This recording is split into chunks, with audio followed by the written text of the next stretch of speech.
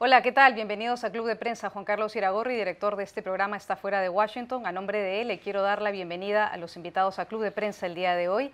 En primer lugar, al analista venezolano Roger Santo Domingo. Bienvenido, Roger. Buenos días, Un gusto tenerte otra vez. A Raquel Goss, la corresponsal de la agencia EFE de Noticias. Bienvenida. Gracias, María. Y también a Juan Carlos Hidalgo, el analista costarricense del Instituto Cato. Bienvenido, Juan Carlos. Buenos días.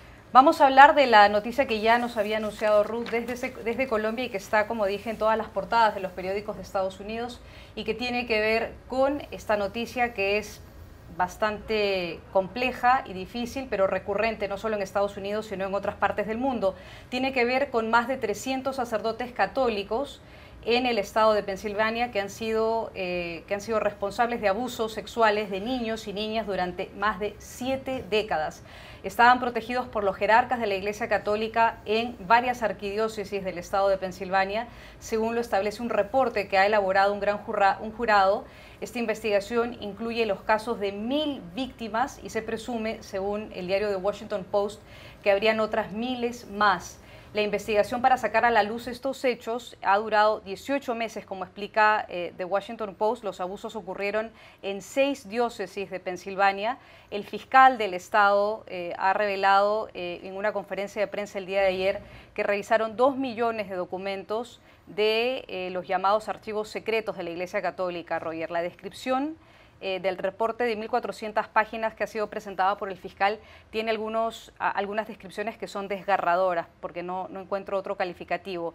En una de ellas se relata el caso de un niño de 7 años que luego de haber sido violado por un sacerdote tuvo que confesarse ante el mismo sacerdote que abusó sexualmente de él. En otra parte del informe hay el caso de otro niño de entre 13 y 15 años que habría sido violado innumerables veces. Y él terminó convirtiéndose adicto a pastillas para reducir el dolor que le causaban las violaciones. Luego murió víctima de una sobredosis. Sacerdotes habrían estado detrás de estos abusos durante 7 décadas y la pregunta que muchos se hacen es ¿por qué es que la Iglesia Católica en las arquidiócesis de Pensilvania, como ha ocurrido también en la de Boston, ocultaron estos casos y se convirtieron en culpables al ocultar los casos de estos sacerdotes que habían cometido estos abusos? ¿Por qué el encubrimiento? Mira, todo esto viene después de un periodo muy largo de descubrimientos. O sea, primero el famoso caso en Boston, donde el Boston Post descubrió, o sea, toda una operación de encubrimiento justamente de abusos de parte de sacerdotes, que fue sistemática y que, bueno, todo el mundo la conoce hoy día gracias a la película ganadora de varios Oscars, Spotlight, donde no solamente se encubría los hechos, sino que se castigaba aún más a la víctima, que era marcada, estigmatizada a lo largo de su vida en su familia, en su grupo social. Lo que está pasando en Pensilvania es similar, una investigación, pero aún mucho más extensa, 70 años. Estamos hablando de casos en los cuales se ha vencido el periodo en el cual los culpables o presuntos culpables pueden ser sancionados, porque hay un estatuto de limitaciones de 30 años para delitos civiles y 50 años para delitos penales. Por tanto, casi todos los que han sido encontrados o vinculados a estos abusos no pueden ser castigados por la justicia. Incluso una de las víctimas, un anciano de 84 años que sale a hablar ahora, dice, bueno, relatar que bueno, él no espera que haya justicia, pero que por lo menos que haya información para que no se repita. Imagínense que esto se pueda producir una investigación similar a lo largo de todos los Estados Unidos, de todas las diócesis de Estados Unidos. O sea, el Papa ha tenido una actitud ambivalente en un principio, en el cual incluso protegía a los sacerdotes en Chile, donde hubo una situación similar, y ahora es un poco más abierta en el sentido de que hay que hacer una investigación. Pero esto es parte también de un momento, que es el momento, lo que llaman Me Too, Me también, o sea, donde hay un aumento en el empoderamiento, si se quiere, de las personas más débiles, que son confiando en las personas que supuestamente los van a proteger, sacerdotes, coach deportivos, maestros, están ahora saliendo a explicar cómo han sido abusados por instituciones en las cuales se suponía debíamos haber confiado, ¿no? De hecho, ayer renunció incluso en China el más alto representante de la iglesia budista, que fue también acusado de abuso sexuales y hostigamiento a otras mujeres. O sea, realmente es un problema muy grande de la sociedad, sin perdonar por ello al caso específico de la Iglesia Católica, ¿no? Raquel, justamente Roger apuntaba al hecho de que pese a esta investigación del gran jurado, es muy probable que muy pocos de estos casos sean llevados a la justicia, porque hay unas restricciones en los estatutos legales. Si es que la víctima cumplió más de 30 años y no presentó una denuncia para una demanda civil, eso no prospera. Si es que la víctima tenía más de 50 años y no presentó cargos criminales, esa demanda no prospera. ¿Estamos frente a un caso de impunidad? Sí, claro, ciertamente estamos ante un caso de impunidad que viene derivado de la capacidad de un estamento como es la Iglesia, muy poderoso, capaz de ocultar durante décadas una práctica, pues no sé ni cómo calificarla, ¿no? La cuestión es que ahora mismo, aparte de los casos de impunidad, que me imagino que a mucha gente les den una sensación de, pues, de estar desvalidos y desprotegidos, ¿no? y de no poder reaccionar ante algo así. Me imagino que también existe, como mencionaba Roger, esta sensación de las víctimas de que pueden ahora salir a hablar. No sé qué tanto serán capaces de hacerlo de una forma, digamos, tranquila y calma, porque son casos que siempre son muy difíciles de denunciar. También está upado por el movimiento Me Too, evidentemente, porque la gente ya está perdiendo el miedo a contar este tipo de cosas y son conscientes de que contándolas es como pueden marcar la diferencia para que no se repitan. Pero ayer, a raíz de esto, pues hice una pequeña búsqueda en los archivos de la agencia y solamente en el día de ayer habíamos publicado 30 noticias procedentes de India, Chile, Australia y Estados Unidos en las que aparecía la palabra iglesia y abuso, solamente en un día. Creo que esto es algo sistemático que ocurre dentro de la Iglesia. No estoy diciendo que todos lo hagan, pero evidentemente sí hay un patrón. Y creo que el Vaticano ya tiene que tomar medidas porque esto no va a acabar aquí. Van a seguir saliendo casos y casos y casos de gente que a lo mejor incluso puede llegar a ser acusada ante una corte penal y tendrán que hacer frente a este tipo de prácticas tomando medidas serias, ¿no? Es un poco triste que tengamos que ver cómo todas estas personas que incluso han practicado el suicidio, no se viene por parte de un estamento como la Iglesia, que supuestamente predica con unos valores de integridad muy, muy bien afianzados, ¿no? O sea, creo que es el momento de que ya el Vaticano tome medidas al respecto, más allá de lo que se pueda hacer por una cuestión judicial desde la justicia. Juan Carlos, no hace mucho comentábamos aquí en esta misma mesa que el arzobispo emérito de Washington, Theodore McCarrick, había sido separada de la Iglesia Católica precisamente porque está acusado de violaciones sexuales que habría cometido cuando era sacerdote de New Jersey. Y ahora estamos frente a este nuevo caso que implica a 300 sacerdotes y más de 1000 víctimas. ¿Qué opina usted de esto? Para quienes todavía nos consideramos, o sea, para quienes nos consideramos católicos, sin duda alguna es una patada en el estómago. Viene a confirmar algo que no es ninguna novedad. Lo único que viene a poner sobre la mesa es la manera en que esta abominación ha estado institucionalizada en la Iglesia Católica. No se trata simplemente de algunas manzanas podridas en una institución, una iglesia que reúne a más de 1.000 millones de almas alrededor del mundo, 1.000 millones de personas que se consideran católicas, que son católicas, y que ciertamente es esperable entonces que en una institución milenaria que ocurran situaciones indebidas, pero aquí estamos hablando no de una poca manzanas podridas, estamos hablando de que hay algo particular sobre la carrera de ser sacerdote eclesiástica que está trayendo a personas con serias desviaciones, serias enfermedades criminales que incurren en este tipo de actos contra seres inocentes, o sea, estamos hablando, y aprovechándose de la fe, o sea, no puede uno pensar en algo más deplorable que esto. Como bien lo mencionaba Roger, o sea, y lo peor de todo es que las víctimas luego son víctimas de nuevo de ostracismo, de sus propias familias, de la comunidad, al haber sido abusados por personas que siguen manteniendo su posición como líderes espirituales dentro de una comunidad. Por un lado, y esto, bueno, y esto es nada más, estamos hablando de un estado de Estados Unidos, sabemos que esto se repite a lo largo y ancho de todo el planeta. En países como los latinoamericanos es probable que esta práctica o sea más prevalente y que nunca va a ser tan expuesta como sí lo ha estado siendo en otras latitudes. Aunque vemos que Chile es un país en donde ha habido un movimiento en ese sentido, pero ¿qué se puede esperar de otras naciones en donde tal vez la prensa no es tan acuiciosa con respecto a la Iglesia Católica, o las autoridades se hacen de la vista gorda? Aquí lo que queda por dos frentes. Por un lado es qué se va a hacer desde el punto de vista legal.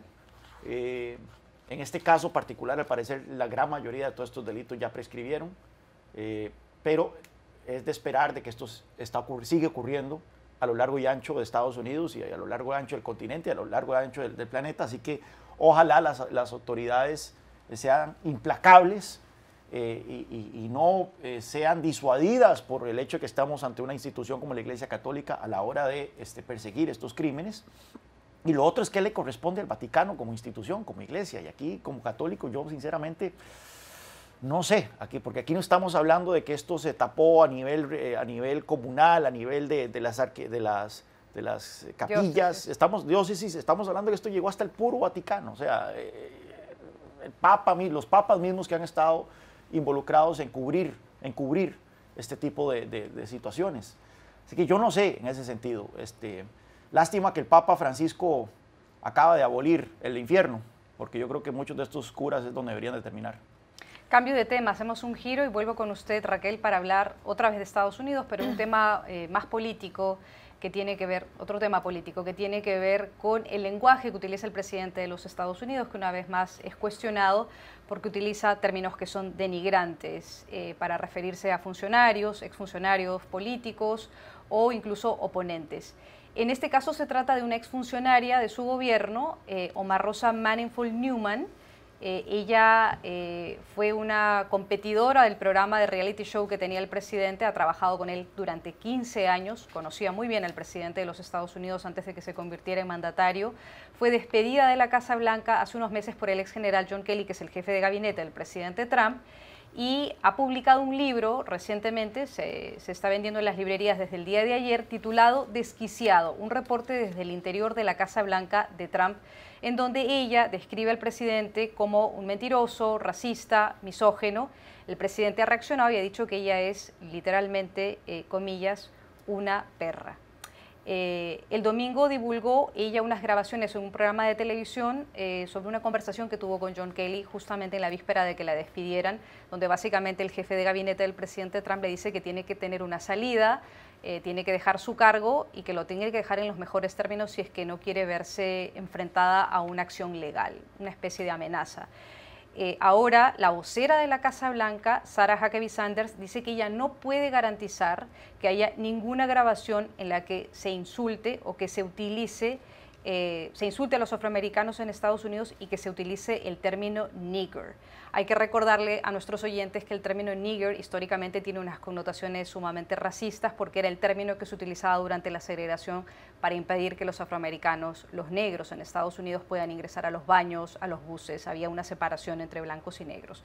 Por lo tanto, la utilización de nigger en Estados Unidos es profundamente denigrante. ¿Qué opina usted de todo esto? Bueno, creo que en primer lugar hay que pararse un poco a pensar simplemente sobre lo que acabas de describir.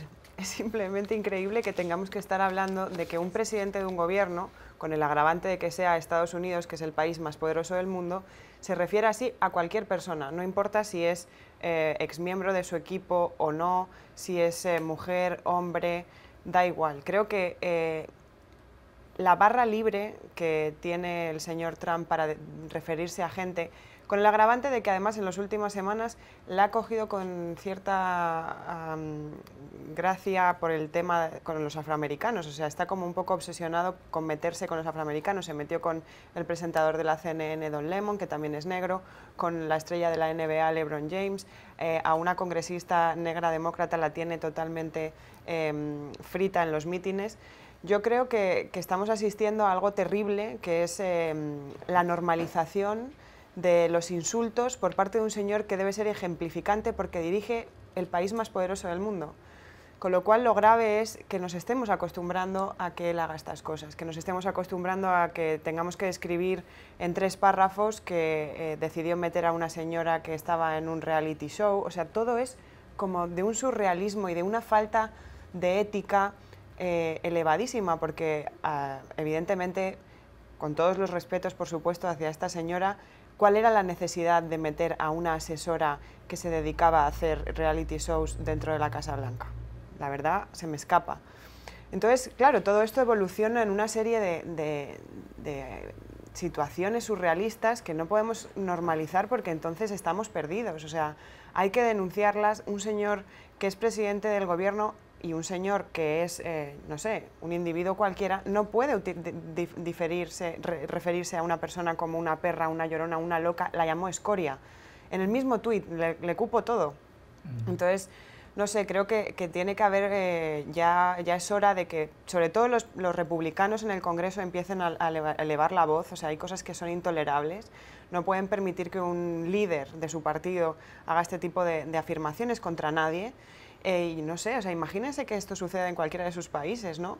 Ahora nadie se sorprende porque Trump ya ha roto todas las barreras de la corrección política y de las normas, pero yo no me imagino que en España el presidente de mi gobierno dijera algo así en público. Y me imagino que ustedes tampoco, incluso en Venezuela, me parecería... No, en Venezuela pasó, nos acostumbramos claro, y se destruyó la institución. Claro, eso es, o sea, es el camino previo a algo muy grave, con lo cual creo que debemos seguir teniendo ojo a visor y seguir denunciando este tipo de cosas porque no son normales y no debemos normalizarlas. Roger. Sí, ciertamente hay 2 temas, o varios temas importantes acá. El lenguaje, que termina siendo corrompiendo la democracia, no solamente al deshumanizar a tus adversarios o a las personas que eran tus colaboradores en este caso. Bueno, perdón por los perros, o sea, ¿por qué los pobres perros, no? O sea, parece que a Trump no le gustaba ni siquiera el perro de su mujer. Pero el tema de llamar perra tiene esa connotación, como lo decías tú, racial, y también sexual, o sea, que tiene que ver con el tema de la mujer. Y de nuevo, esto hay una conexión con el tema anterior, porque en las instituciones que son muy jerárquicas, donde hay poca transparencia, tiende a haber mucho abuso internamente. O sea, pasa con la iglesia, pasa a menudo con las Fuerzas Armadas, pasa con las corporaciones muy grandes, donde es la cultura de donde viene Trump, y donde han venido todas estas denuncias de abuso contra las mujeres y contra las minorías. Y está ocurriendo dentro de la Casa Blanca, que es el otro elemento que quería conectar acá, que es la introducción de esta cultura corporativa, de los non-disclosure agreements, de los acuerdos de de secreto, de confidencialidad dentro del gobierno, lo cual pareciera natural, ¿verdad? Porque estamos hablando de un gobierno muy poderoso, donde hay secretos. Y una cosa son los secretos y otra cosa es la confidencialidad en general, que tiene que ver con la transparencia de la actividad pública. Eso no existe dentro del gobierno o de los gobiernos en general democráticos, la idea de que tú no puedes decir lo que hiciste o lo que hizo tu jefe, incluso ni estando dentro del gobierno ni después que te has ido del gobierno, porque es parte de la necesidad del público de conocer lo que ocurre y cómo se gobierna. Ciertamente existe protección y cierta clasificación, lo que llaman de ciertos secretos, porque hay que proteger la seguridad del Estado y a ciertas personas que están en riesgo. Pero una cosa es eso, la clasificación de secretos, y otra cosa es la absoluta opacidad sobre lo que ocurre dentro del gobierno. Cuando tú firmas un acuerdo de este tipo que te compromete a no decir nada de lo que hiciste, ni siquiera lo que desayunó el presidente o qué palabras dijo durante una conversación, a riesgo de pagar una fortuna en millones de dólares, que es lo que ocurre en muchos ambientes corporativos, no para proteger la inmoralidad o la indecencia o el racismo de sus líderes, sino para proteger secretos industriales o comerciales, especialmente está hecho para eso.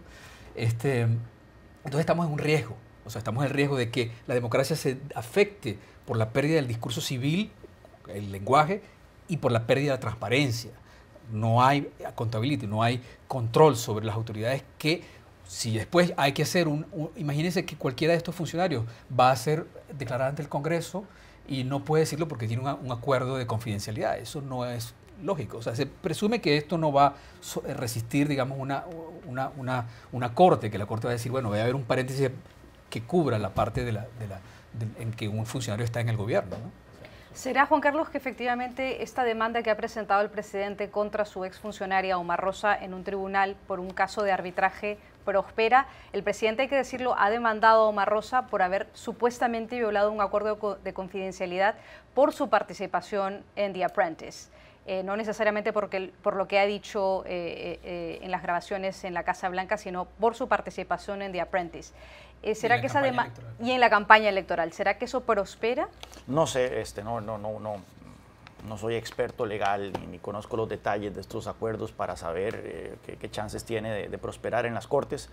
Lo que sí es cierto es que mira, es un poco problemático esto de que haya funcionarios en la Casa Blanca que andan grabando conversaciones también, incluso en el Situation Room, que es el cuarto donde se toman las grandes decisiones sensibles de seguridad nacional. Ese es el cuarto que aparece en la famosa foto donde Obama está con su Estado Mayor, con Hillary Clinton, con Joe Biden, en el momento en que se tomó la decisión y se realizó la operación para asesinar a Osama Bin Laden. Que alguien vaya con una grabadora ahí y empiece a grabar conversaciones, de hecho es un rompimiento del protocolo de seguridad nacional.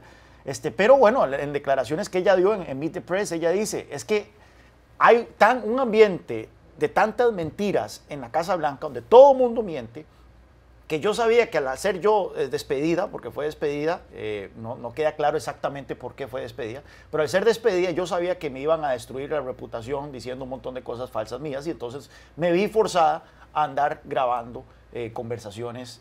Uno no sabe qué tanto para demostrar su lado de la historia o para luego chantajear básicamente a la administración Trump de que no se metan con ella porque tiene conversaciones muy comprometedoras. Ya Raquel lo dijo, o sea, ya uno no tiene palabras, ¿verdad?, para describir la vulgaridad que emana de la Casa Blanca con Donald Trump. Uno no se imagina, en verdad, el presidente del país de uno incurriendo en la clase de insultos, en la clase de vilipendios que ya son una pan de todos los días. Ciertamente no son motivos para destituir al presidente de Estados Unidos. Nuevamente la Constitución habla de que tiene que ser altas violaciones de la ley, pero sí, sin duda alguna yo no entiendo cómo todavía hay gente en este país y dentro del Partido Republicano que ve esto con absoluta normalidad, y no solo normalidad, sino que con entusiasmo de tener a una persona tan vulgar en la Casa Blanca como presidente. Hacemos una... Sí, por favor. No, es que hay un tema que habría que agregar de lo que dijo Omar Rosa, por qué fue despedida. Entre otras cosas, porque no quiso firmar un acuerdo de confidencialidad por su estado en la Casa Blanca. Y segundo, porque empezó a notar, y ese es otro tema de la denuncia que es importante, lagunas en el presidente en su toma de decisiones, que en la mañana decía una cosa y en la tarde decía otra. Y es lo que está diciendo en el libro, que esta persona no solamente es racista, misógino, dogofóbico, perrofóbico, lo que sea, sino que tiene problemas de salinidad, o sea, que ya tiene problemas de control de su intelecto, de su memoria, lo cual es un otro está en el título, ¿no?, del libro. Hacemos una pausa y ya regresamos a Club de Prensa. ¿Qué tal? Regresamos a Club de Prensa para hablar ahora de Bolivia y de su presidente Evo Morales, que ha batido récord de permanencia en la presidencia en Bolivia, más de 12 años y medio en el poder desde el 2006, Raquel. Los partidarios de Morales, por supuesto, dicen que esto representa un respaldo a sus políticas, pero la oposición más bien no está de acuerdo porque ven en Morales, frente a esta situación de que se está quedando más de 12 años, el temor de que se quiera perpetuar en el poder y que sea constantemente reelegido. La Constitución en Bolivia no permite otra reelección. Hubo un referéndum en 2016 que fue ratificado luego por la Corte Constitucional en Bolivia, pero que ha sido suspendido y entonces está todavía en veremos qué va a pasar con una posibilidad de reelección de Evo Morales. Muchos creen que uno de los atributos de Morales es que ha reducido la pobreza en Bolivia y que representa a una mayoría de indígenas de más del 70% en Bolivia, pero hay muchas críticas también a su gobierno. ¿Qué significa para usted 12 años o más de 12 años de gobierno de Evo Morales en el país? Bueno, no creo que sea tan importante la cifra, sino la manera. En España, por ejemplo, Felipe González gobernó 14 años seguidos y nadie se cuestionaba que fuera a perpetuarse de una forma dictatorial. La cuestión es cómo sucede esto, ¿no? Creo que a Morales hay que reconocerle su llegada al poder para responder a las necesidades de una gran parte de la población que no estaba atendida por los gobiernos anteriores. Creo que eso es algo fáctico. Otra cosa es que después, con el paso de los años, se haya ido apuntalando al poder con malas maneras. Hace unos días leía el caso de unas periodistas que habían sido abusadas y denigradas por parte de las autoridades del gobierno de Morales. Eso es un síntoma de debilidad democrática y es un síntoma de un camino hacia cierto autoritarismo, ¿no? Entonces no es tanto la cifra de que haya superado ese récord, sino la manera en la que lo está haciendo y cómo pervierte el poder para perpetuarse, cómo existe esta cosa en América Latina tan clásica de intentar presentar una reelección ante las distintas Cortes Supremas para ver si esta gente se puede llegar a perpetuar en el poder. Es como esta querencia al autoritarismo que sufre todavía el continente y que es muy peligrosa. Lo que sí es cierto es que hay que analizar quién es el que está enfrente de Evo Morales, quién va a darle una alternativa a ese gobierno y de qué manera se puede lograr un gobierno, si quieren, centrista o que no se identifique tanto con las élites. En Bolivia y en otros países de América Latina hay que identificar representantes políticos que no solamente parezca que sirven a unos pocos y que se dedican a alimentar los bienes de esos pocos, sino que también existe un pueblo con menos recursos que necesita ser atendido.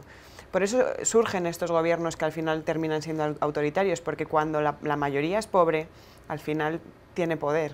Y eso es lo que ha sucedido, ¿no? Es lo que vimos en Venezuela con Chávez, es lo que estamos viendo con Morales aquí. Y en definitiva, como digo, es también culpa de quien ha gobernado antes, por no ser capaz de responder a las necesidades de un pueblo que tiene los mismos derechos que el resto.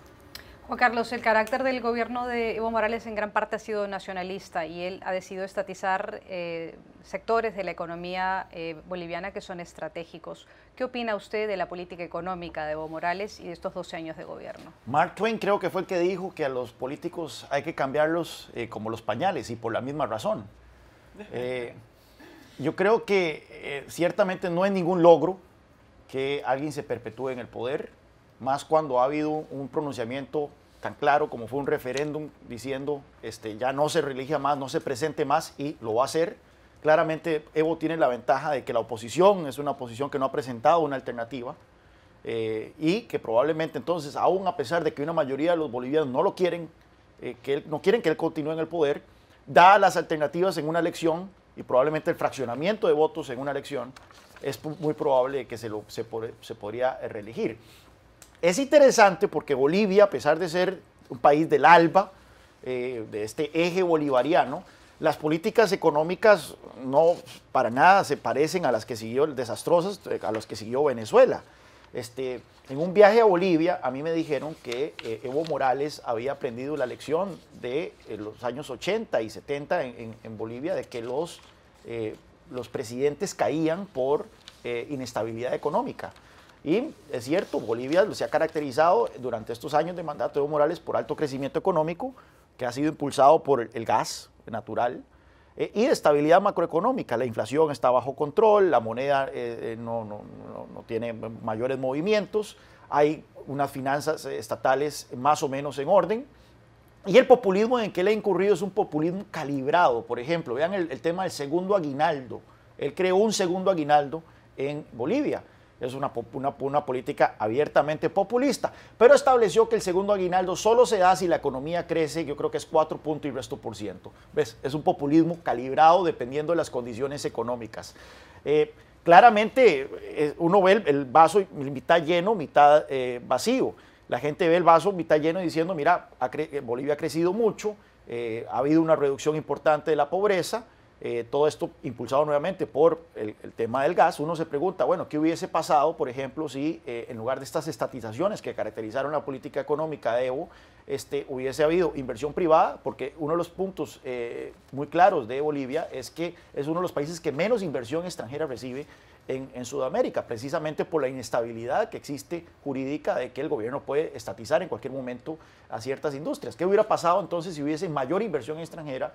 Ese crecimiento en lugar de 5% podría ser mayor y la reducción de la pobreza podría ser más acelerada. Así que es interesante los bemoles de Bolivia y en el gran contexto de lo que han sido los gobiernos de izquierda en la región, que no han aplicado una política económica homogénea. Tenemos el extremo in extremis de Venezuela, ¿verdad? Pero también tenemos todo este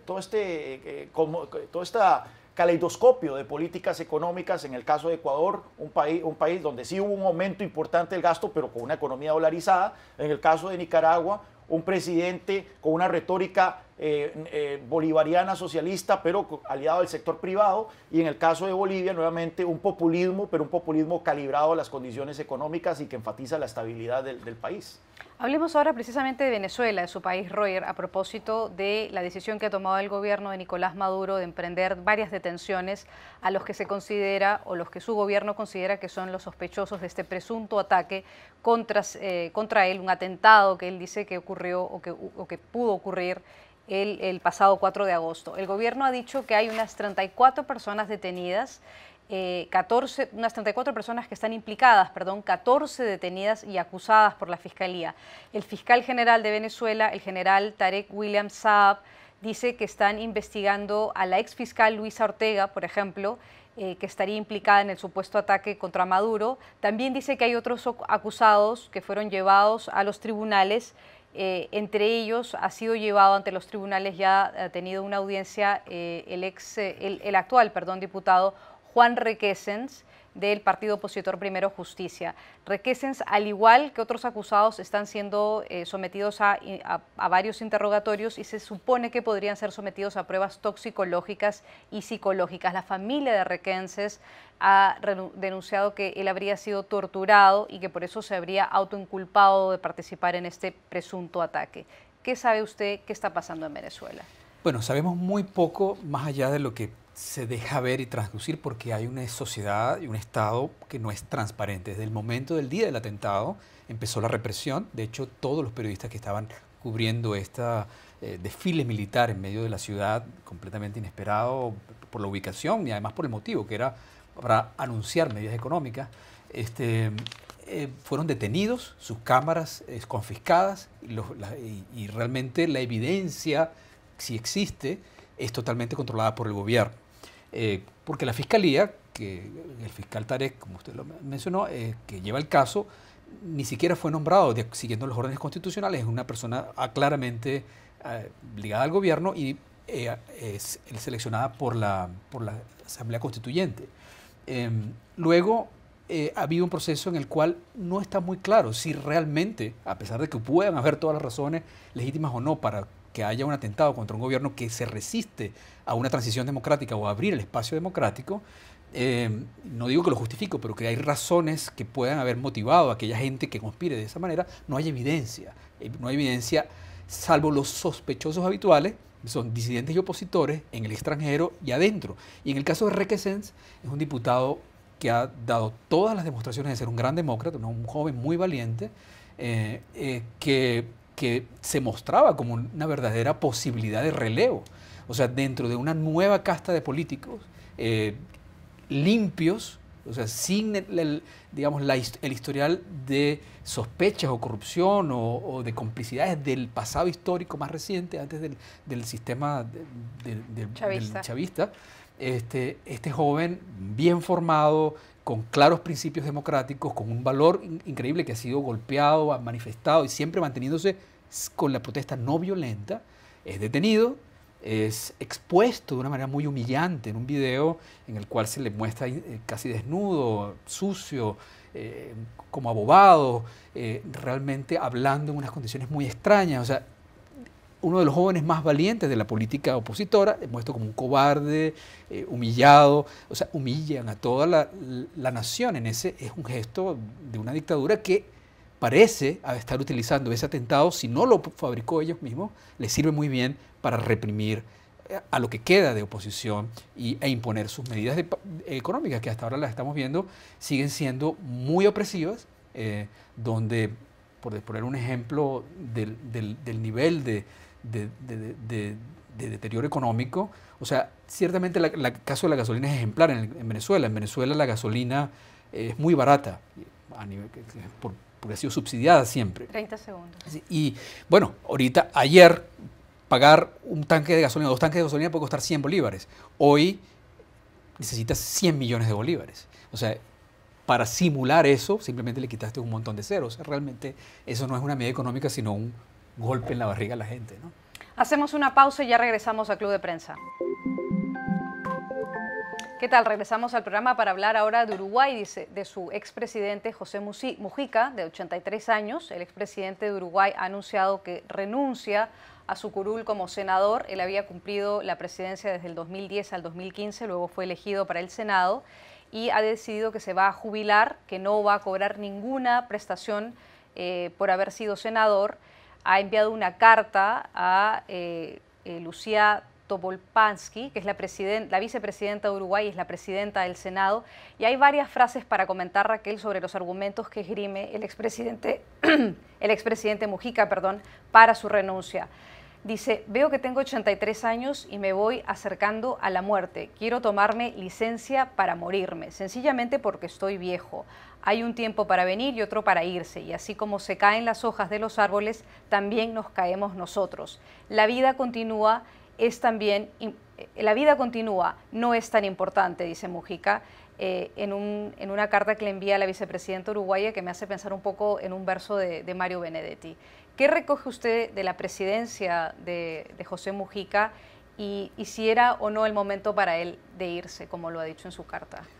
Bueno, creo que solamente él puede decidir cuándo se quiere marchar o no.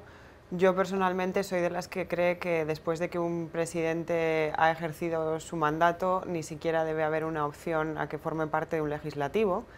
Y creo que deberían todos marcharse cuando se les acaba el gobierno y ya está, ¿no? Pero como figura política creo que Mujica ha demostrado que se puede hacer una política de izquierdas sana, coherente, inspiradora incluso a veces. Por supuesto habrá tenido sus lagunas y sus más y sus menos, pero creo que ha sido un tipo ejemplarizante en muchas cuestiones, muy dialogante, que a veces en el continente, y no en el continente, también fuera, hace falta alguien tan templado y con tanta sabiduría como para poder sentarse a hablar con ciertas personas de una forma constructiva. Y yo creo que, o espero que siga dejándonos frases tan bonitas como esa a la hora de despedirse, ¿no? Creo que es un señor que no tiene, cuando hablaban de él sobre ciertas medidas populistas, porque no quería aprovecharse de esto, vivía en su chacra ahí lejos en una cabaña y le acusaban de ser populista, bueno, pues no tiene ninguna necesidad de ser populista ahora renunciando a su pensión vitalicia por haber ocupado un cargo público, con lo cual demuestra que es una persona muy íntegra y lo ha sido siempre, y por supuesto habrá tenido sus problemas y sus errores, pero creo que ha sido una de las grandes figuras de América Latina. Mujica ha sido muy aplaudido fuera del Uruguay, más que dentro del Uruguay. El periodista que fue corresponsal aquí en Washington de la AFP, Mauricio Rabuffetti, escribió un libro que es La Revolución Tranquila y hace una especie de ensayo de la vida de Mujica, y él dice que efectivamente escribió ese libro para tratar de explicar por qué Mujica era aplaudido más fuera que dentro de Uruguay. ¿Qué es lo que usted destaca? Sí, bueno, no fue un presidente desastroso. Y si nosotros comparamos con lo que ha sido el paso de la izquierda, o ha sido el paso de la izquierda por América Latina, ya eso es un logro, ¿verdad? No haber sido desastroso, no haber tratado de perpetuarse en el poder y no haber dejado un halo de corrupción generalizada, como ha sido el caso de otros gobiernos de la llamada revolución, la marea rosa, como se le ha catalogado a estos gobiernos de izquierda y centroizquierda. Claroscuros. Bueno, le reconozco el tema de la legalización de la marihuana en Uruguay, el apoyo que dio a causas progresistas como el matrimonio igualitario y demás. Le critico muchísimo su apoyo incondicional a dictaduras como la venezolana, a la dictadura cubana.